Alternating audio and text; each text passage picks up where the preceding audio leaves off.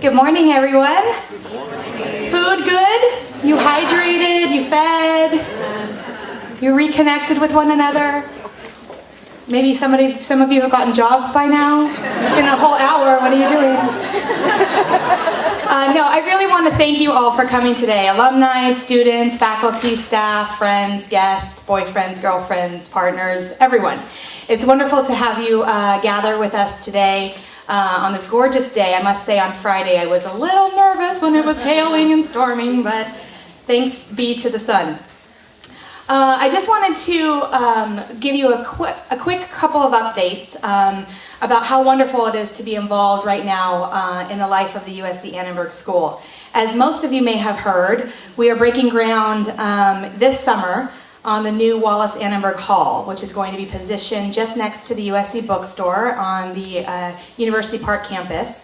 So that's really exciting for us. We will keep our existing building and be able to have spaces to meet and have group meetings and study sessions and alumni board meetings and faculty presentations and classes and auditoria. And so it'll be good to sort of spread out a little bit after being a little bit cramped in our current building for a number of years. This year we are concluding the very first year of the Annenberg School's first online degree in communication management. It's the very first of its kind at USC Annenberg, a degree that is conferred solely online. Are there any online communication management students with us today? Yeah. A couple, right? Hello. Welcome. We are working on our the development of the next online degree that the Annenberg School will be offering. So more on that, which will launch next year. In terms of our incoming student stats, the fall of 2012, which will be this coming up fall, USC received 46,000 freshman applications and admitted 8,331 of those, which was, if you do the math real quick, I didn't because I wrote it down, is an 18.2% admit rate, the most competitive in the history of the University of Southern California. Of those, Annenberg's goal is to enroll a freshman class of about 2,650, and the Annenberg School the admits boast a 3.8 average GPA and a 2020 to 2205 average SAT. So we are getting the best students from all over the world to study with us at USC Annenberg. In terms of our graduate school, which most of you are particularly interested in, we received 447 graduate applications at the journalism school, which includes our strategic public relations area of emphasis with an admission rate of 57%, and 861 graduate applications in our communication school, which includes our global communication, communication management, public diplomacy, etc., and our Ph.D. in communication, with the admission rate of 24%. So it's a great group of students that have been admitted. Of course, we're collecting those who have certified and who have agreed to come, and so we're really thrilled with the diversity of our incoming student population. On the flip side of that, graduating on May the 11th, here in a few weeks, we'll graduate the class of 2012 and welcome them as new alumni. Who is in the room that is graduating? Congratulations. Provided you don't have too many mimosas and go home and study on your final projects. Of that class of 2012, we have 539 communication bachelor's, master's, and PhD students who are graduating, and 291 journalism and public relations bachelor's and master's students. So I'm thrilled because this is the time of the year where I get 800, 600 something new people to work for and new people to engage with the university. So it's a really exciting time. In order for, though, the USC Annenberg School to remain a pioneering leader, we need the involvement of all of you alumni, all of you who have graduated more than 5 minutes ago, those who have graduated 40 years ago, 30 years ago, and everywhere in between. You really are the very best spokespeople for what we can continue to do to increase the involvement of other alumni and as well to increase the value of your degrees. The more successful you are, the more impact and innovation that you're able to promote in your industries and in your personal and professional lives, the greater all of us benefit because you make us all look good. So we encourage your involvement. You will hear from a handful, just a snapshot, of some of our great faculty at the Annenberg School working on some great projects. And we hope that you will become involved in a variety of ways in partnering with us in the future. So now I'd like to introduce Francesca DeMarco, who's our Assistant Dean for Development and Alumni Relations, who will introduce our very first faculty presenter. Francesca.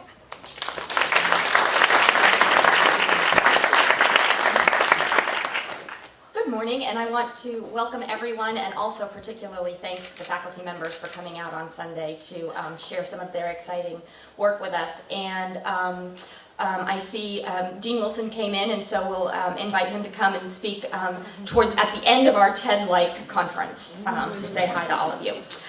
So our first faculty presenter is Rebecca Weintraub, who many of you know very well, who is clinical professor and director of the Masters of Communication Management program. She spent more than 20 years in communication, facilitation, change management, and organizational behavior, something that I know a lot of you work in today. Dr. Weintraub teaches strategic communication in the comm management program and provides consulting services to organizations in the public, private, and nonprofit sectors. Today she'll talk about strategic communication executive education in the U.S. Navy.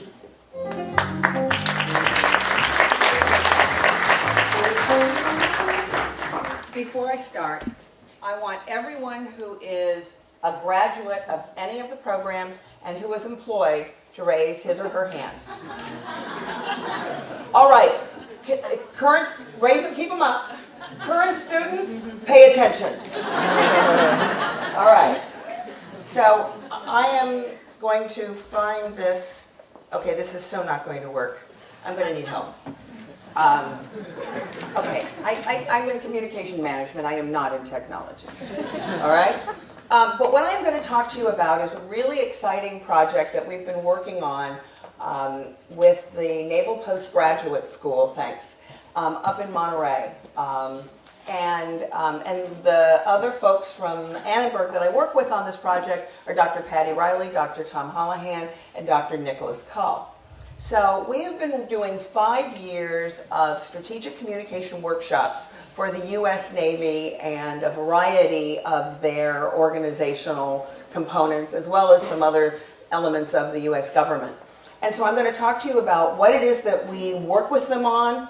I'm going to talk to you about some of the topics that we cover with them, and then some of the results that we've had.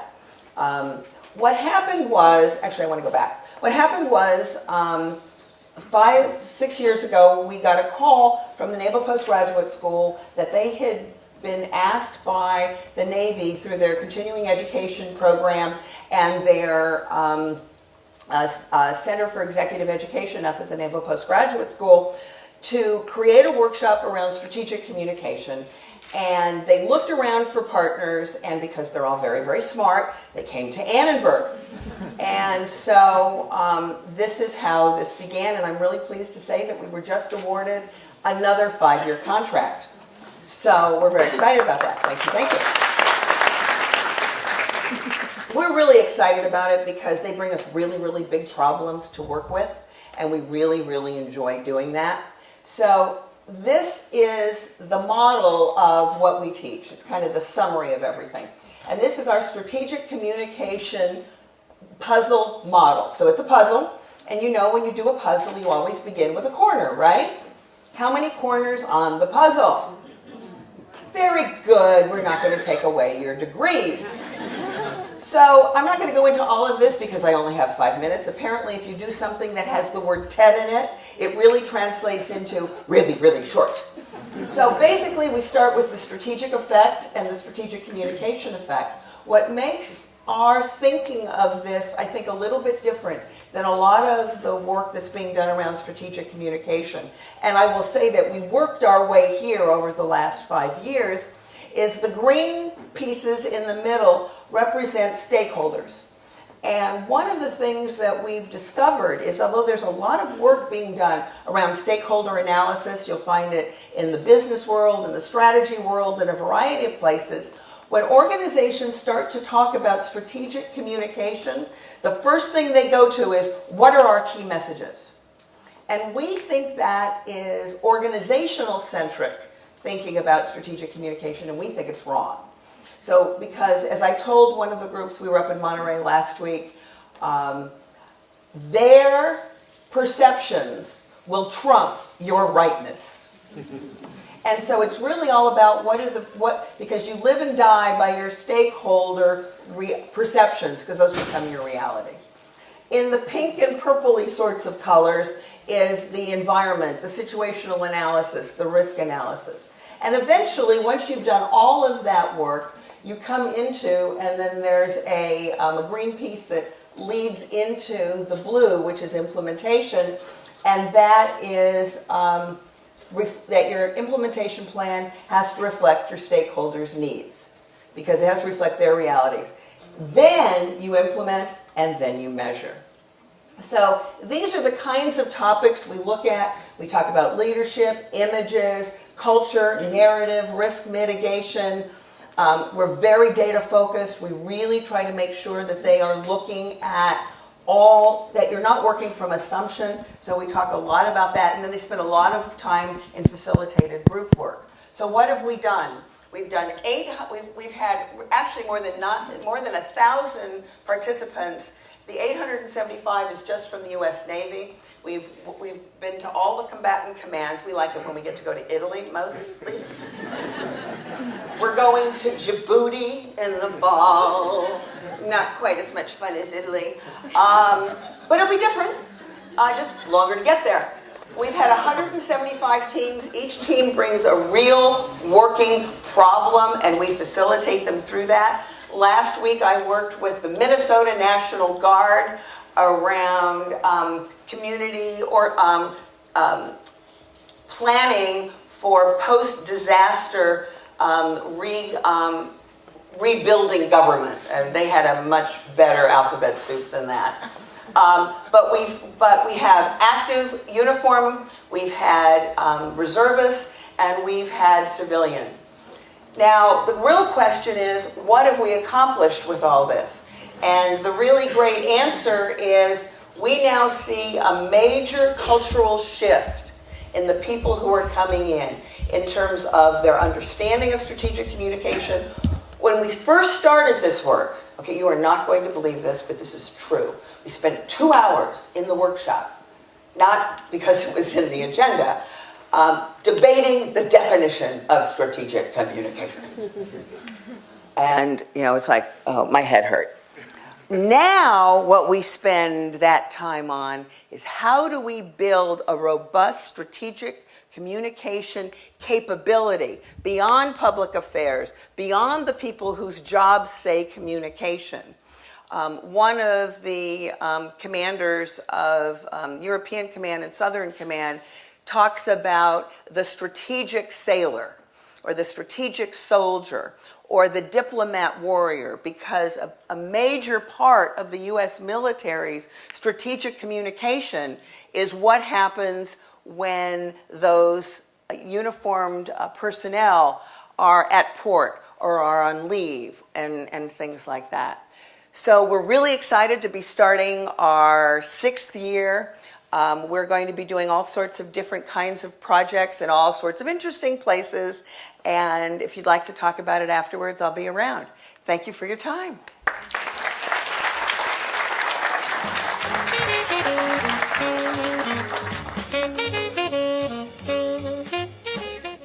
Rebecca, thank you very much. Very Teddy. Robert Hernandez is Assistant Professor of Professional Practice and one of the true veterans of web journalism. His primary focus is exploring and developing the intersection of technology and journalism to empower people, inform reporting and storytelling, and engage community and improve distribution, and hopefully also enhance revenue. Robert is a national board member of the Online News Association. He has worked as Director of Development for the Seattle Times, web designer and consultant for El Salvador's largest daily newspaper, La Prensa Gráfica, web producer for the San Francisco Chronicle, and online editor of the San Francisco Examiner. Today, Robert will share his latest collection of projects, Our Neighborhoods, Our Stories. Thank you, Robert.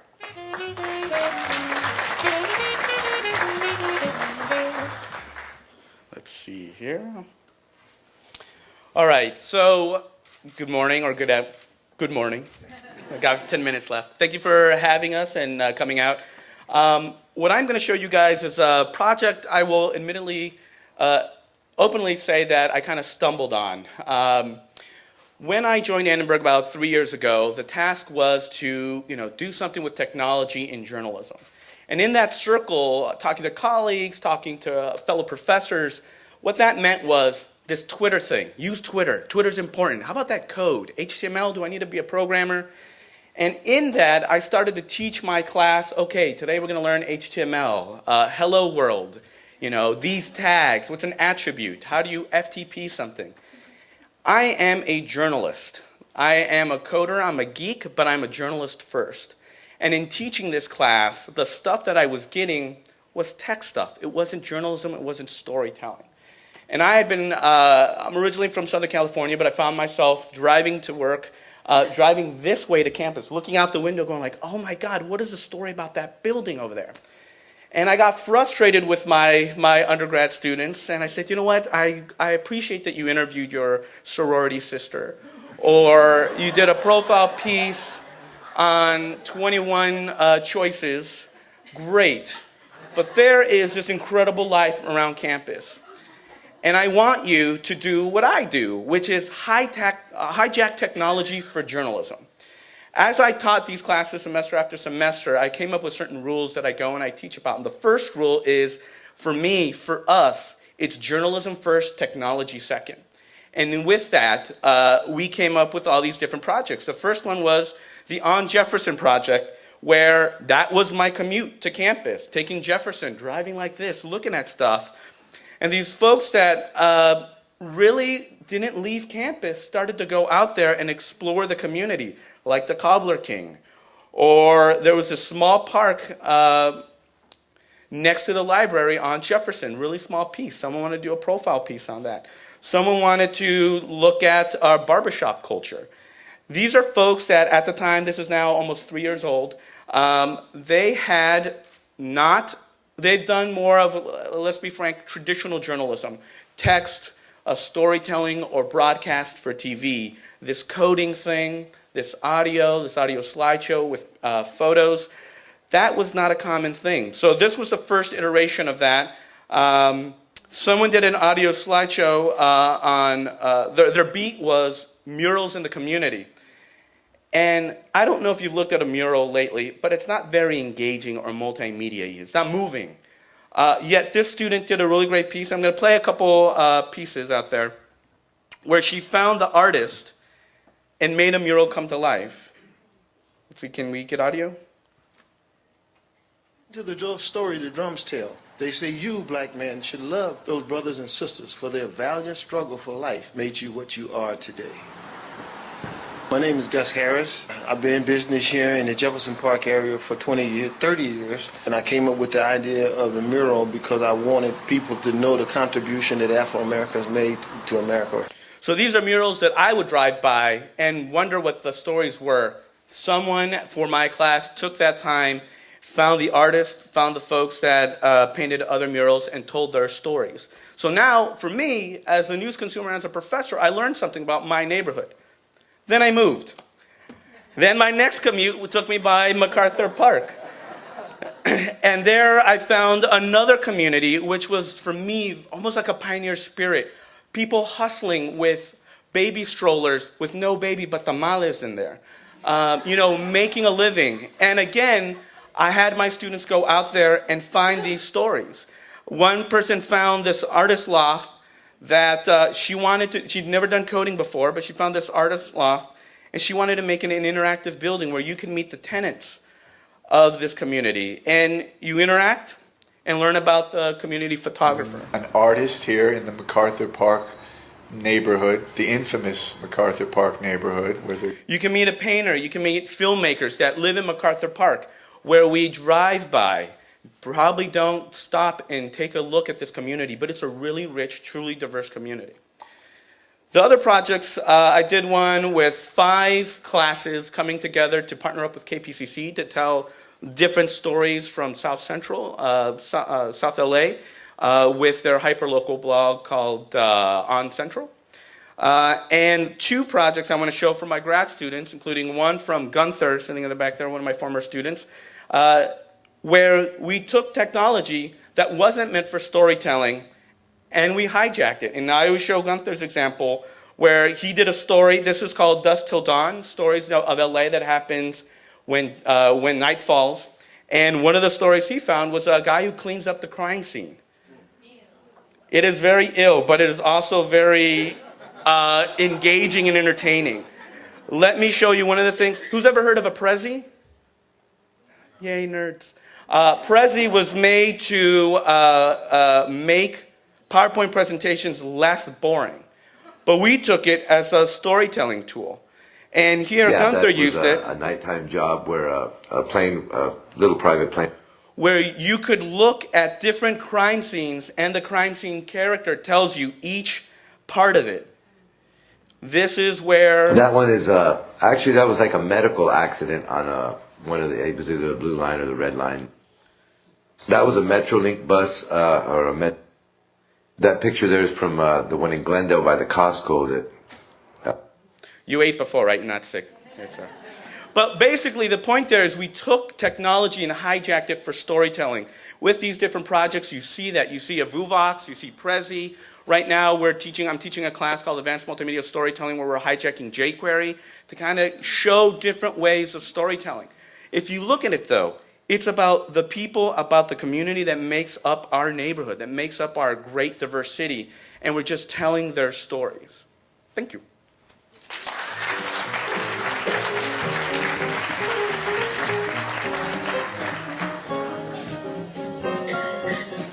Thank you, Robert. Well, our next speaker has hijacked economics in service of communication.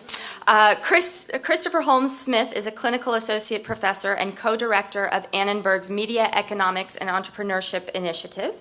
His primary research focuses on the cultural processes which have propelled the trend toward market liberalism and the rise of transnational networks of financial capital since the 1970s. Before joining the faculty at USC Annenberg, Chris served as the director of primary research for the Reuter Finn Public Relations firm in New York City. Speaking on media economics and entrepreneurship is Chris Smith.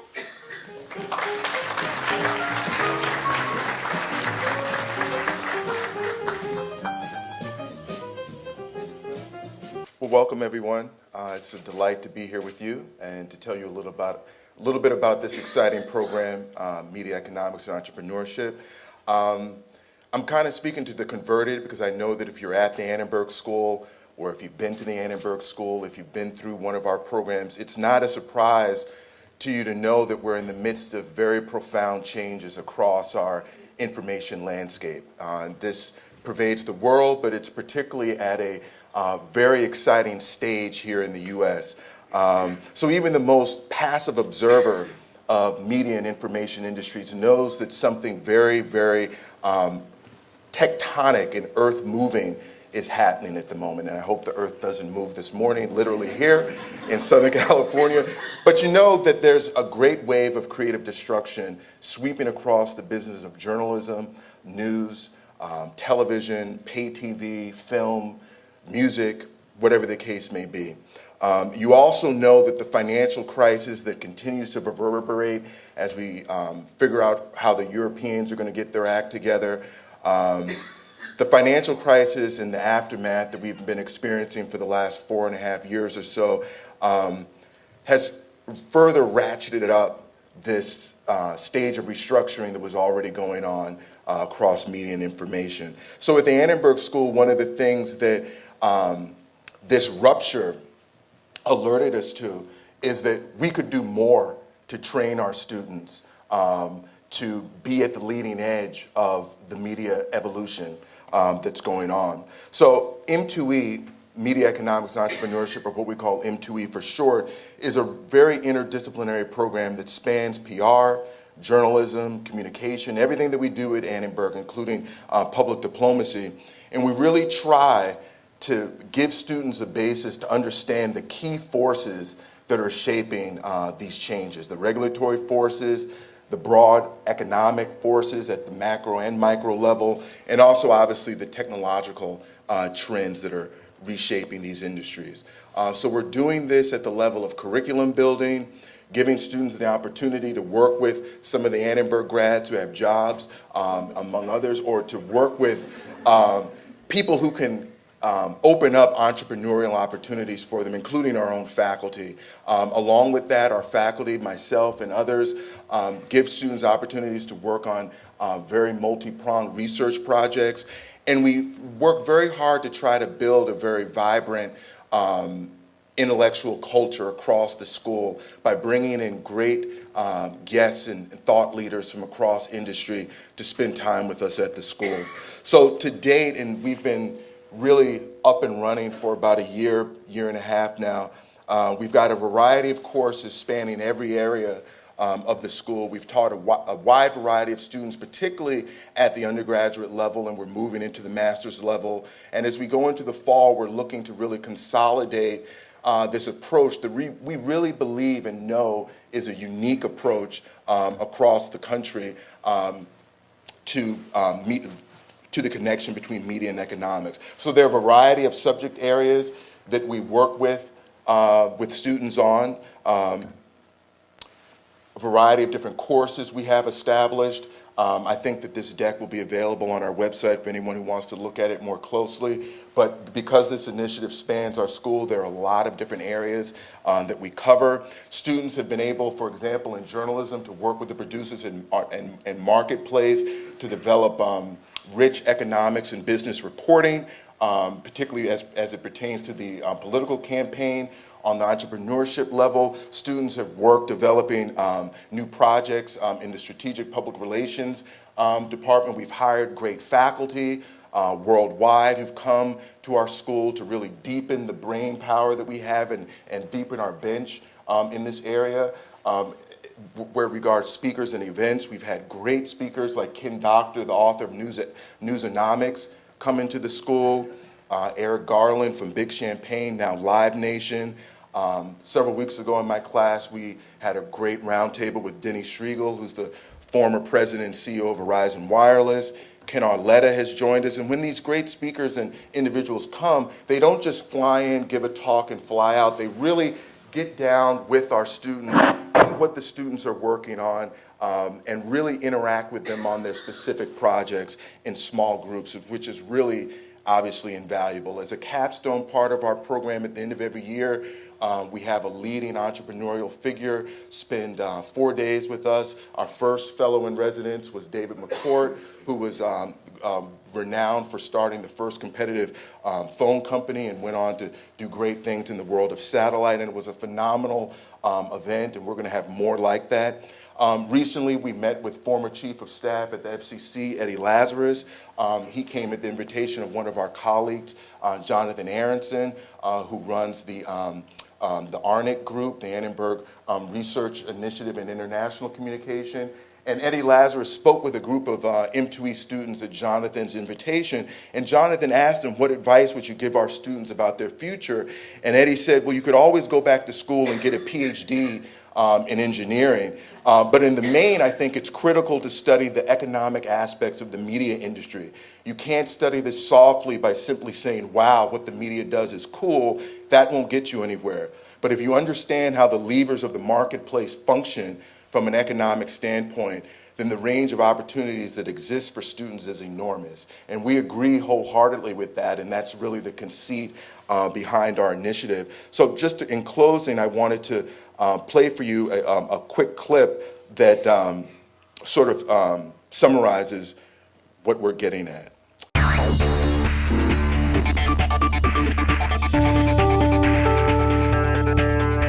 I'm Chris Smith, co-director of the M2E program. I'm Gabriel Kahn. I'm a professor of journalism at the Annenberg School, and I'm the co-director of M2E. Industries that have prospered and thrived run up against new competitors, new technological changes, and if they don't change, they will fade away. What we're witnessing right now across film, across television, across news, what's emerging there are a new set of opportunities. M2E is the only program in the world that takes skills acquired by journalists, the knowledge base of students of communications, to meet the challenges of the communications industry of tomorrow. M2E brings together entertainment, media, information, and technology in one of the most international and diverse cities in the world, Los Angeles, California.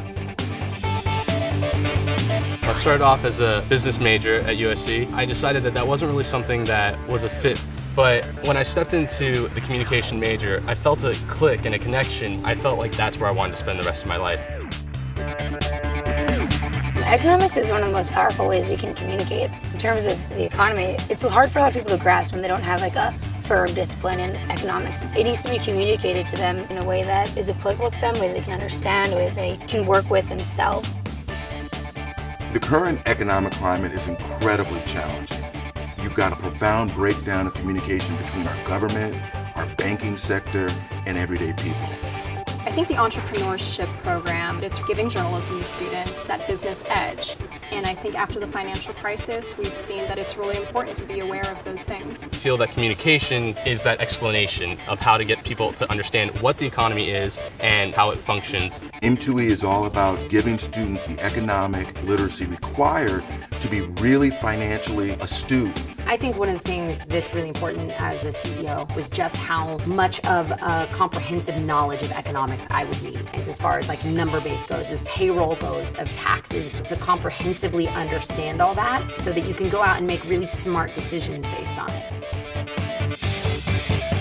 Spent most of my career with the Wall Street Journal overseas, so I really got to see economic issues in a global perspective and understanding that we're not just talking about changes that are taking place here, but things that are affecting people all over the globe. We were just taught to basically analyze industries that we were going to work in the future with an economic perspective. M2E helped put me out in the world. It helped prepare me for the aggressive use of social media, 24/7 web reporting, and just generally what it means to do journalism on the web today. The knowledge I gained in the classroom really allowed me to kind of hit the ground running when I started a summer internship at the Los Angeles Times. A lot of my success really has to do with the advice and direction that I received from them. We try to connect these students with as much real-world experience and as many people who are currently working in that sector as we can. Today's environment, entrepreneurial thinking is crucial. Employers say over and over again that they need students who understand how technology relates to their customers and their market. And so our students are really taking the lead in using technology to create new monetizable markets for the news media industry. There's no question whether or not I think Annenberg prepared me to do what I'm doing. It prepared me with practical steps of what it really requires of the resilience that you have to have as an entrepreneur. We want students to understand that the field is wide open for them in terms of the kind of career that they can have. M2E has this ability to prepare you so well. These teachers are invested in who you are as an individual, and that takes it a step further. And that's really the life-changing kind of stuff.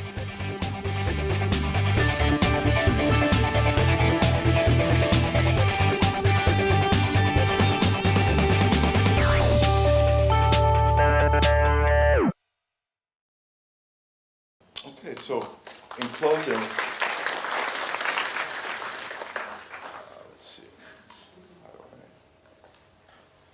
do you know how I close this? Oh, there we go.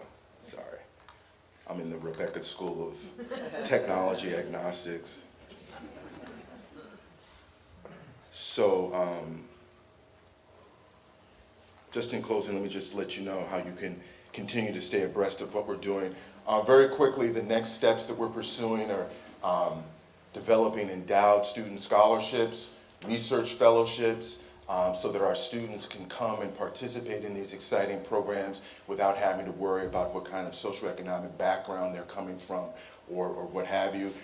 We want to work with partners to name faculty positions within this program, and we would like to work with partners to help us be able to sustain the level of engagement we have with professionals. And the music's playing. There's our website. Follow us on Twitter. Thank you very much.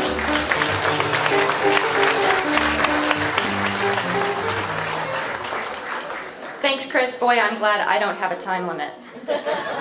So David Westfall is our next speaker, and he is the former Washington editor for McClatchy newspapers and joined USC Annenberg as executive in residence in fall 2008, and then transitioned to the very important role of editor-in-chief of our new California Healthcare Foundation Center for Health Reporting, which has become a very important source in the state. David began his newspaper career as editor of a small daily in Cedar Falls, Iowa. He then spent 17 years at the Des Moines Register. He joined McClatchy's Washington Bureau in '95 as a deputy bureau chief and then as bureau chief. And in 2006, he supervised the merger of McClatchy and Knight Ridder. David is a two-time winner of the John Hancock Award for Business and Financial Journalism, something that Chris would be very excited about, and also won the Washington Correspondence Award of the National Press Club. And David is going to talk to us today about a new model for delivering the news.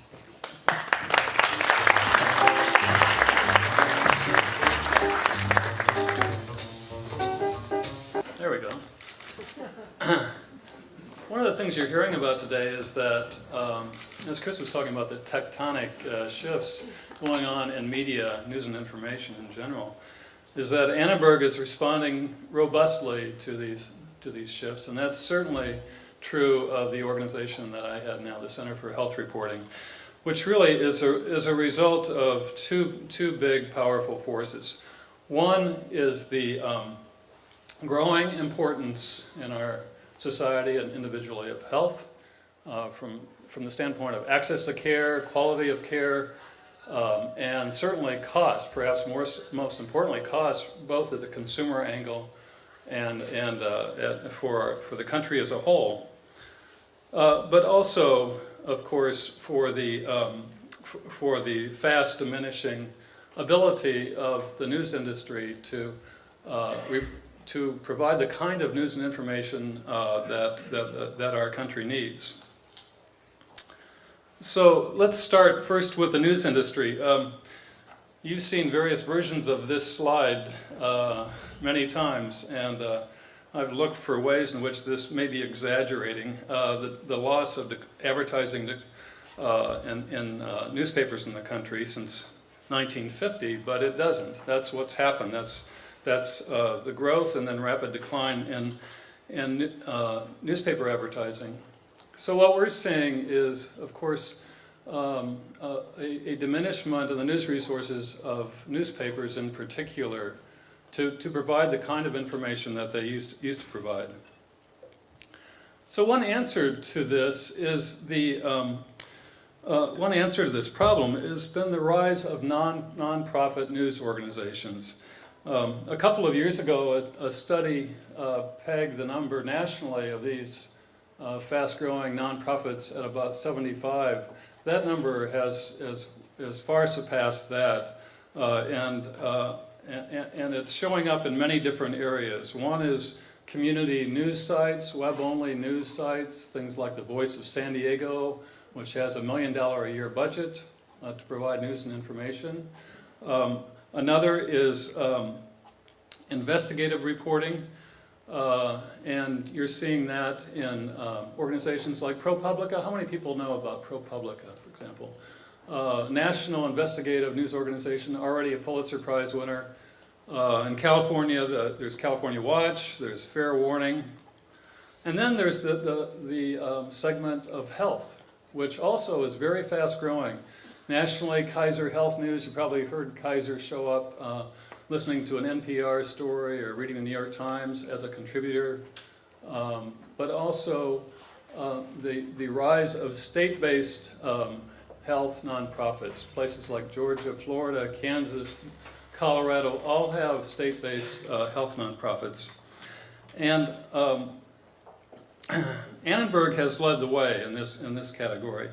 Almost 4 years ago now, Dean Wilson and Michael Parks joined with the California Healthcare Foundation to ask some basic questions.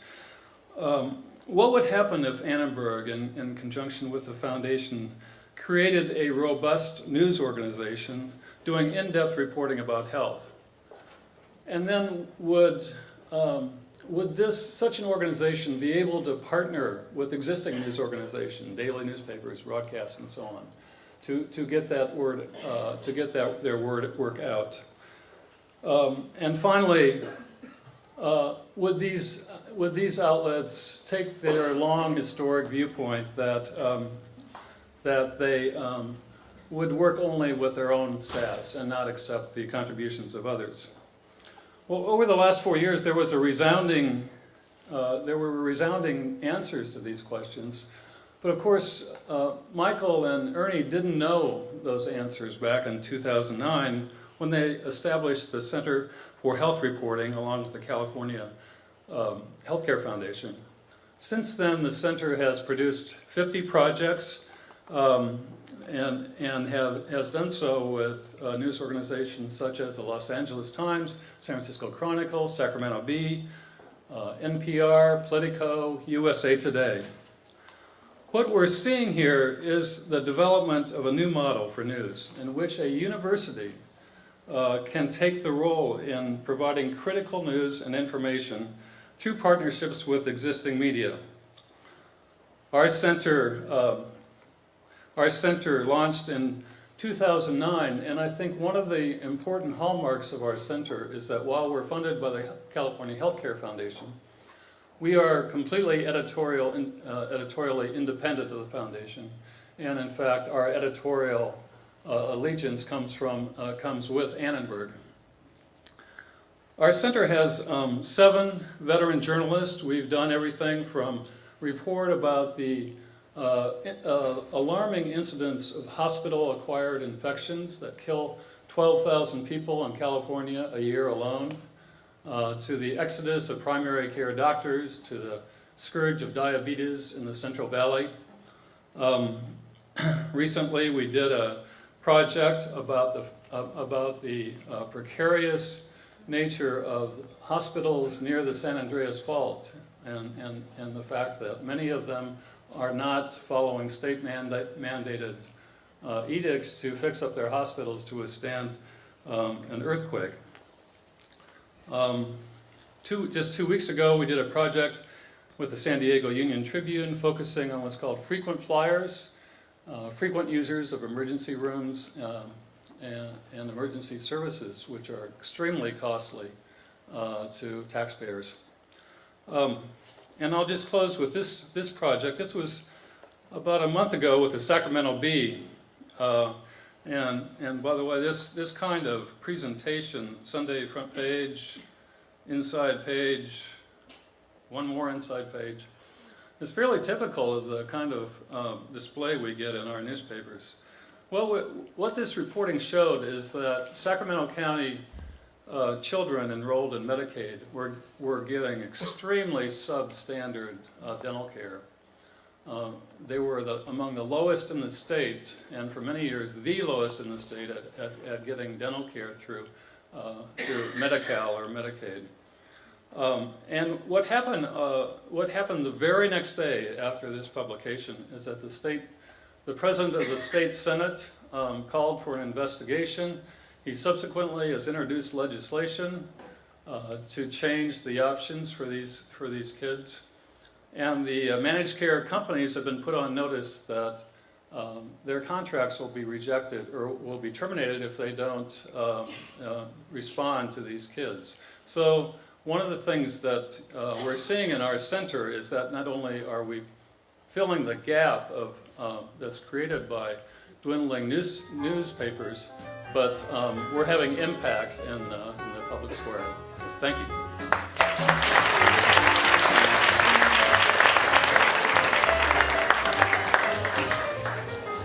Thanks, David. It sounds like the reporting should be up for our Selden Ring Award in investigative reporting next year that we just awarded last week. So next up is Jerry Swerling, who was named PR Person of the Year in 2000 by the LA chapter of PRSA and has almost 40 years experience as a consultant, educator, policy advisor, and communicator. He speaks on PR trends and the state of the profession frequently, and that's what he's going to do today. At USC Annenberg, you all know him as professor and director of the PR studies. He is responsible for the management of undergraduate PR and the Master's in Strategic Public Relations and undergraduate minor in advertising. Jerry is also principal of Swirling and Associates and was formerly head of Southern California operations for Porter Novelli. Finally, and most importantly today, Jerry is director of the USC Annenberg Strategic Communication and Public Relations Center, which is best known for its biennial communication and PR generally accepted practices study, GAP, which is widely recognized as the go-to source for management-related information for the profession. Speaking on the latest GAP VII, Jerry will talk to us about hot trends, practices, and perceptions in strategic communication and PR.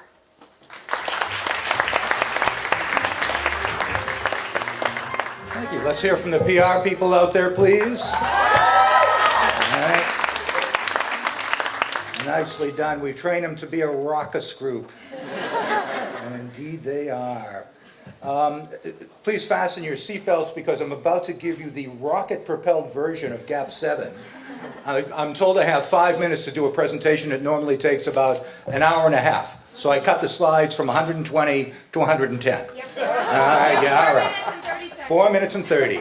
First off, I've got to emphasize that if you want information, more detailed information on the study, go to that URL. The best I can do today is share with you just some headlines, largely in text form. Sorry about the lack of graphics, but go there and be happy. Here you see the research team that put this study together, and there are a lot of folks here of whom we're very, very proud, but particularly over here you're seeing some of our graduate assistants. Any of those folks here today? Is Brenna here?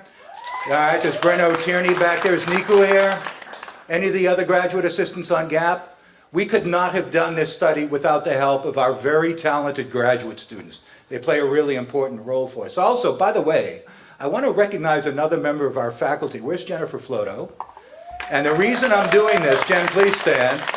Jennifer recently won the university's Mellon Mentoring Award, which is a huge honor in terms of its recognition of her work with students in teaching and mentoring and so forth. So please, a round of applause for Jennifer.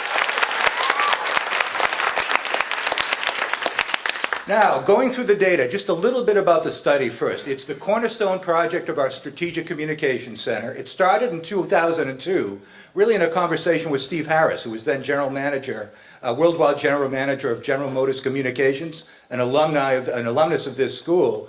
And what we talked about was the lack of reliable data on which you could base your planning.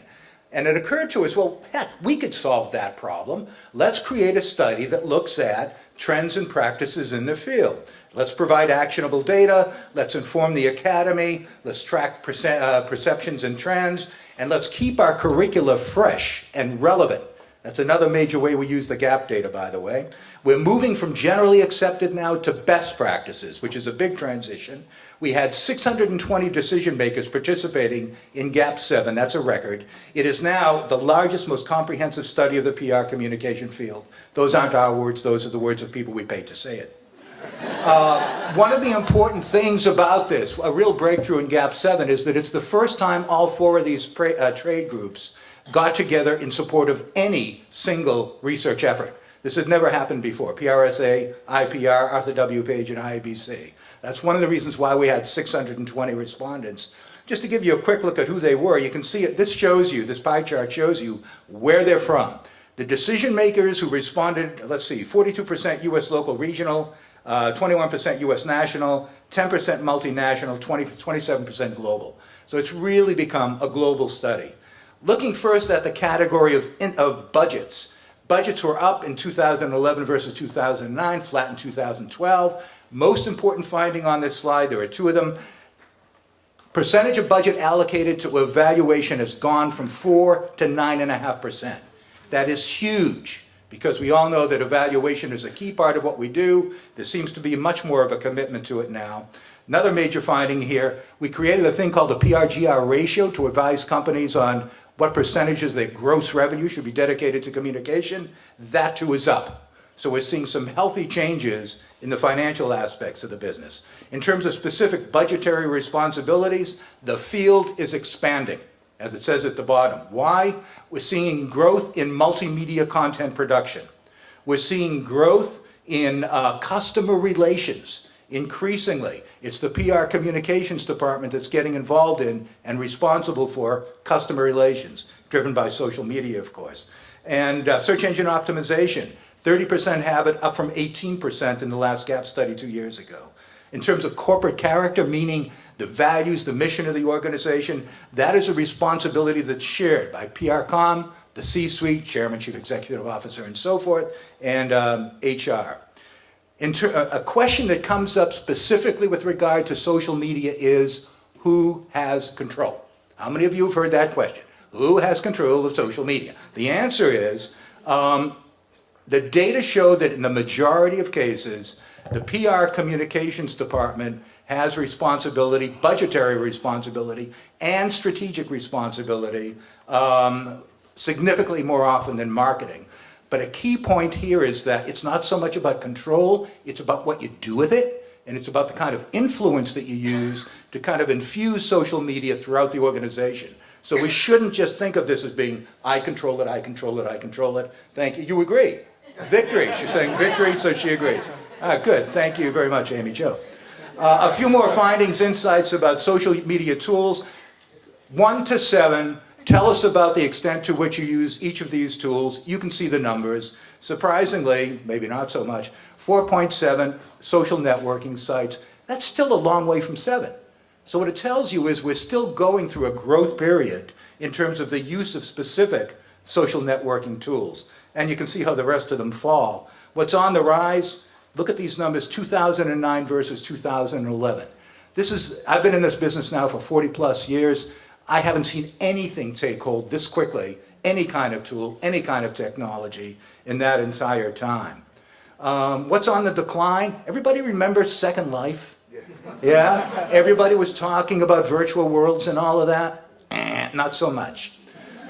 Looking quickly at agency relationships, the thing called the agency of record relationship, one agency doing all our work, continues to decline. Percent of budget allocated to fees decreasing over time, 18 to 24%. But let me skip down here to the key findings for Amy Jo's sake. Relationships with agencies statistically fall into two categories. A category that can be called strategic partnerships or relationships, and a category called tactical relationships. Strategic meaning you work with your agency for strategic purposes. Tactical meaning you work with your agency for arms and legs, labor, non-strategic purposes. But if you look at each of those two, we have a bunch of success factors that we looked at: better organizational reputation, more proactive, more respect for the communications function. If you use those relationships that are based on strategy, are far more likely to be associated with all of these positive indicators, high scores on those indicators, and conversely, tactical relationships are almost always associated with low scores on success factors. So there are good ways to work with agencies, and there are bad ways to work with agencies.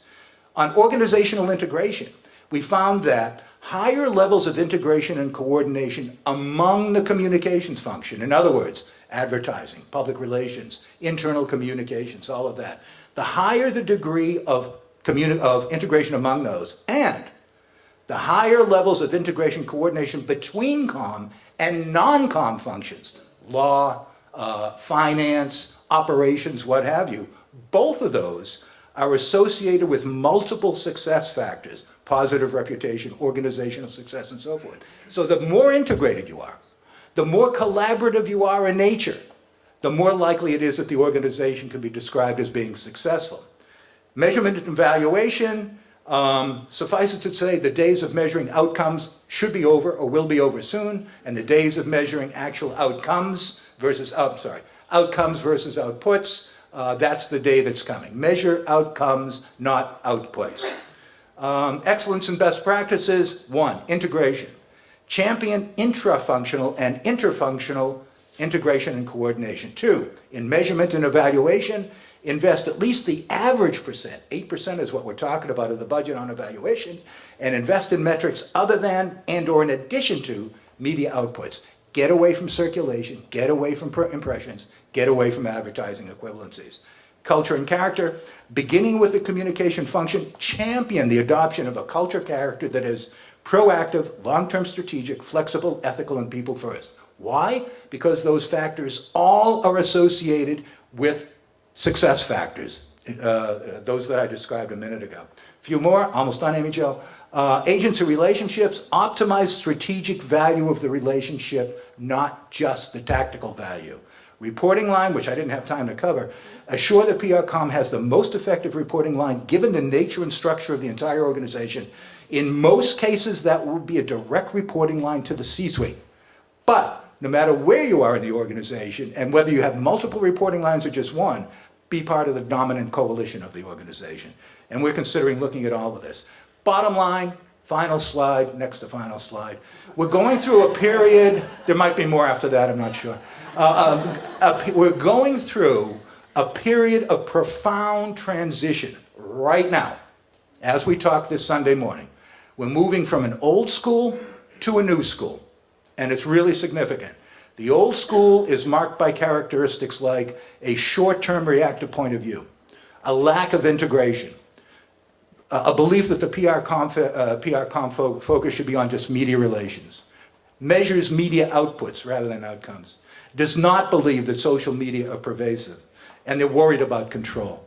Then there's the new school, has a long-term strategic point of view, champions organizational integration and collaboration, measures outcomes, embraces the pervasiveness of social media, still with some degree, some modicum of control if you can do it, believes social media belongs within PRCom, and recommendations are much more likely to be taken seriously at the top levels of the organization.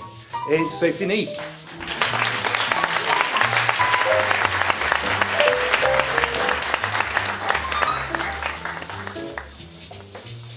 Merci, Jerry. Okay. So next up, we have a collaboration between Michael Parks and Sandra Ball-Rokeach.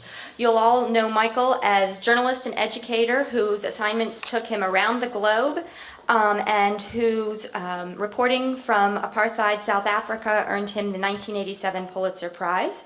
And he was also the editor of the Los Angeles Times, during which time the Times won 4 more Pulitzer Prizes. You'll also, many of the alumni will know him as former director of the journalism school at Annenberg.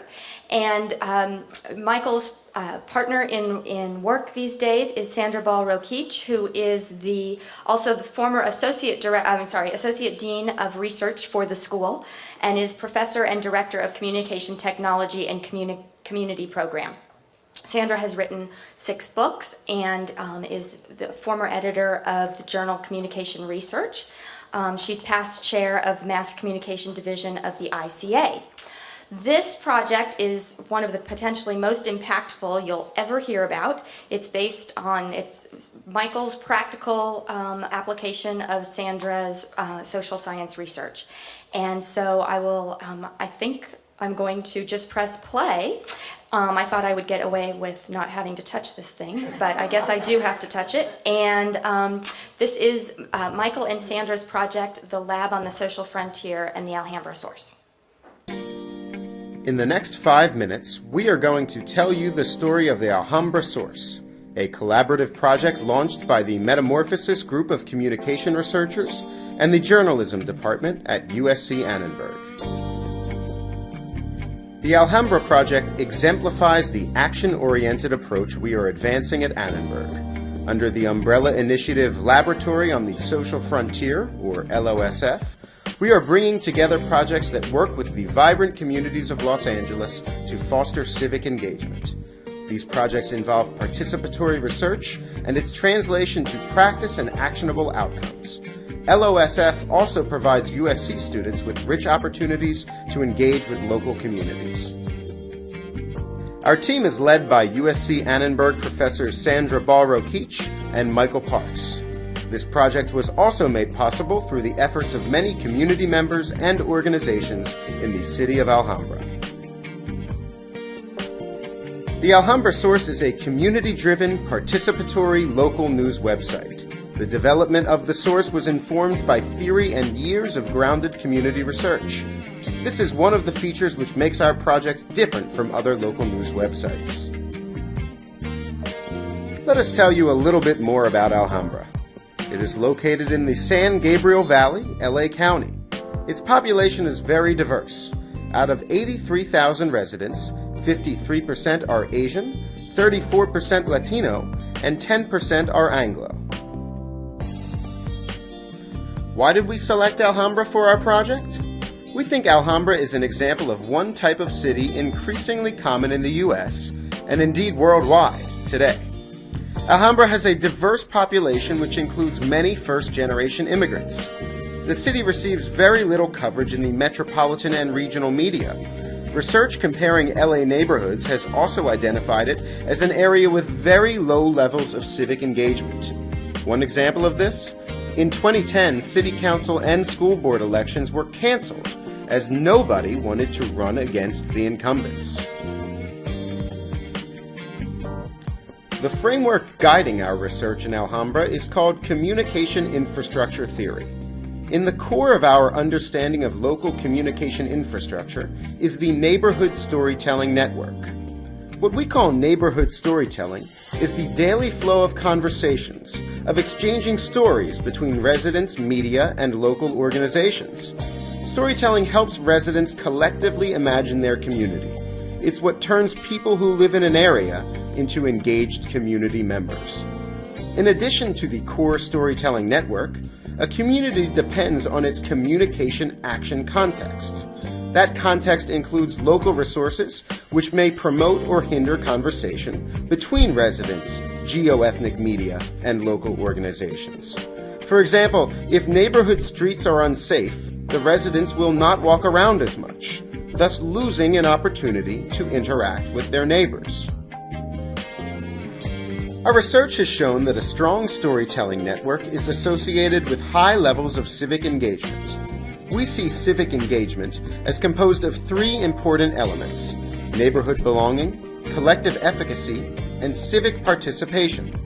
Belonging measures how attached residents are to their community, how they feel and act towards their neighbors. Civic participation is the extent to which people are involved in the community and willing to dedicate to it time, money, or expertise. Perceived collective efficacy assesses how people see the ability of their community to come together and solve local problems. We have used many different methods, both quantitative and qualitative, to study the residents, organizations, and media of Alhambra. What we found out is that Alhambra has three primary storytelling networks, one for each major ethnicity. The three are quite separate. Asian, Latino, and Anglo residents do not seem to interact much. Each ethnicity connects to different organizations and has its own preferred local media. We are working to bridge those separate networks and facilitate intergroup interaction. Our objectives include creating a common space where multilingual storytelling can take place in the primary local languages, that is, English, Spanish, and Chinese. We strive to cover important and interesting local stories. We are interested in learning more about the potential of new media as a driver of civic engagement in general. Finally, we hope our project will serve as a model for the development of other community news platforms in diverse neighborhoods. During its first year, our editor recruited more than 50 community contributors of all ages and ethnicities. The site published over 500 posts about Alhambra issues. We worked with local schools, established contacts with organizations, brought residents' questions to city officials, and organized many events. The project received several awards, including one for excellence in youth reporting, which we are particularly proud of. We published journal articles and book chapters, and often presented our work to academics, practitioners, and residents.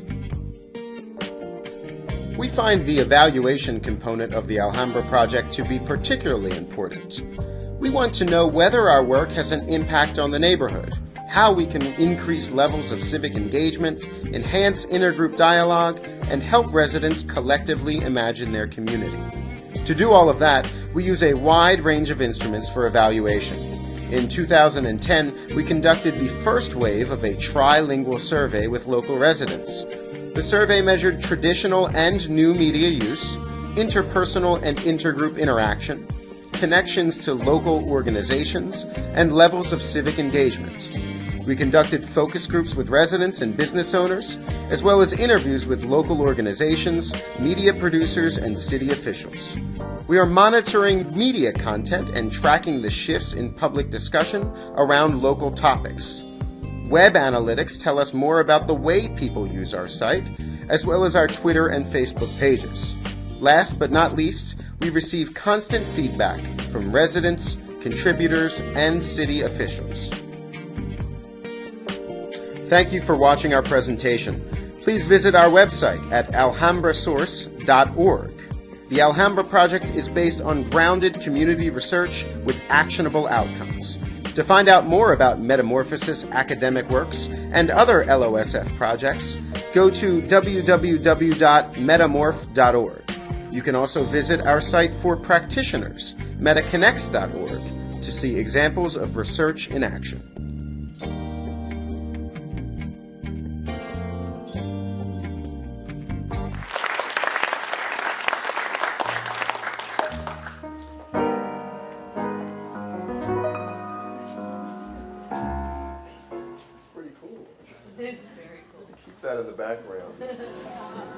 My name is Ernest Wilson. I'm the Dean of the Annenberg School, and it really is a delight and a pleasure to welcome all of you to this great event. This is what, our third time we've done this? Is this right? Third time? Third year. Third year, and it's a great event every year. It gives all of us a chance to interact with you, our most important people, our graduates, and as importantly, our employed graduates for the most part, and our future employed graduates. Our statistics show that 12 months after graduation, 83% of our students have jobs. And that's for the undergraduate, for the graduate school students, it's 85%. So keep hope. Keep hope alive. I really do also want to take this opportunity to say what a delight and a privilege and a pleasure it is to work with such wonderful faculty. You can see why the Annenberg School is as great as it is. It's because of the faculty that we have at the school. You heard some of them today. There are others in the room that I recognize. So if I could just ask all of the great faculty and administrators, senior administrators who work here to stand up, and let's give them a big hand of applause. Big round of applause.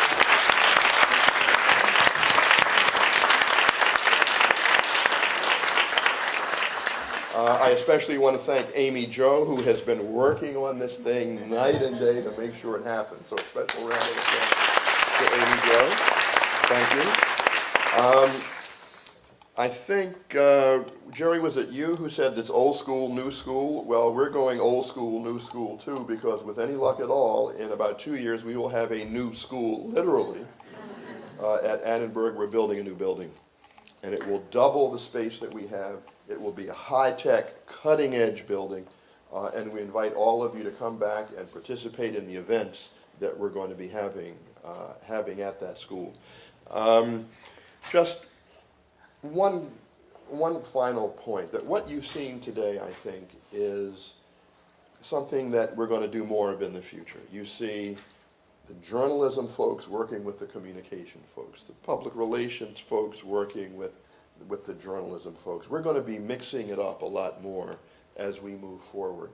Not only school to school, but Annenberg School working with engineering, with the business school, with the college. And not only within the university, but Annenberg students working with stakeholders and, as important, employers like the LA Times, like KCET, like the New York Times, like Microsoft.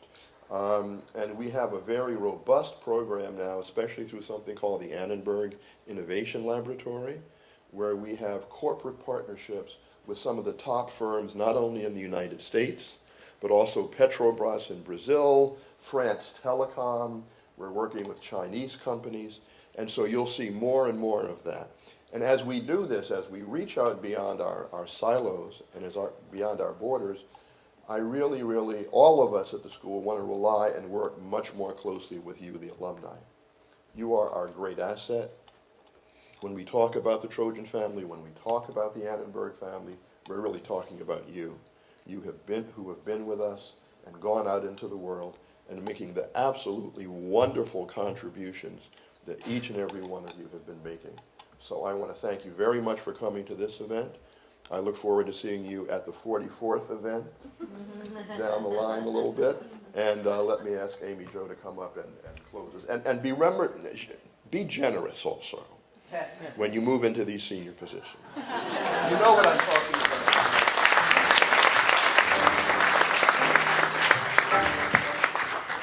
Thank you, everybody. Particularly, let's give a big round of applause to our faculty presenters. Thank you, everybody, who really did their best, because I was like on them. 5 minutes, that's it, we're gonna play you off. So thank you. I know that you could have spoken for a lot longer, but it gave us the opportunity to present more of your great research. And I also wanted to protect at least 20 to 30 minutes so you all could network amongst yourself now and ask questions of the faculty if their work inspires you, or if you want to know how you can get more involved. 1 more minute from me. Would really like, especially the alumni in the room, to become involved in whatever way is most meaningful to you. We have an Annenberg Connections mentoring program. Probably many of the students in the room have taken part in this program, where we match individually 1 alum to 1 student for a 6-month mentoring relationship. It's a 1 hour a month investment of your time, alums, and it really enables the students to get a first-hand look on what you're doing, where you're working, what the pitfalls and opportunities are. And so I'd encourage, if you're interested in becoming a mentor in our Annenberg Connection Mentor Program, to please see me. We have career panels all the time where we encourage alumni to speak about your career, your industry. So that's another opportunity to become involved. Posting internships, posting open positions at your places of employment really helps our students and our alumni become employed. And not waiting till 6 or 12 months after they graduate, but right away. We have events like this all the time. This is one of my favorites in this gorgeous setting, enabling us to really just connect really with our graduates of our master's and Ph.D. programs. So thanks again for coming. And keep opening up my emails. They come from ASC alums or Annenberg Alumni Relations or Amy Jo Luna. I do not like to be in spam, so please open up and don't say that you didn't know. We also encourage you to open doors for us and help us and the faculty and the administration make connections at places that we're trying to get inroads in for our research projects, for our funding to support student scholarships and the like. And finally, really would like to ask you to pledge the support that you can to our students, to our faculty, to our research projects, to this little building that we've got to build. The Annenberg Foundation has been very, very generous to us, but has really put down a $50 million down payment on this building that is breaking ground, and we're building it, but we really need the people and the facilities and the technology to go in it. So every gift matters, no matter the amount, so we encourage you to become involved in that way as well. And finally, those who are graduating, again, those are whom? Couple? Handful? We will be welcoming you. Another great event that I love to host actually is happening next Thursday, April 26th, at the Annenberg 2nd floor terrace. And it's a new alumni welcome reception where we welcome the class of 2012 into the alumni community. So hopefully you can all make it. The registration opens tomorrow online, so you'll be getting an email about that, and we look forward to welcoming the class of 2012 into the Annenberg Alumni Association. Thank you very much, everybody, and enjoy one another. I think that the food is still there and the bar is still open, so enjoy. Thanks.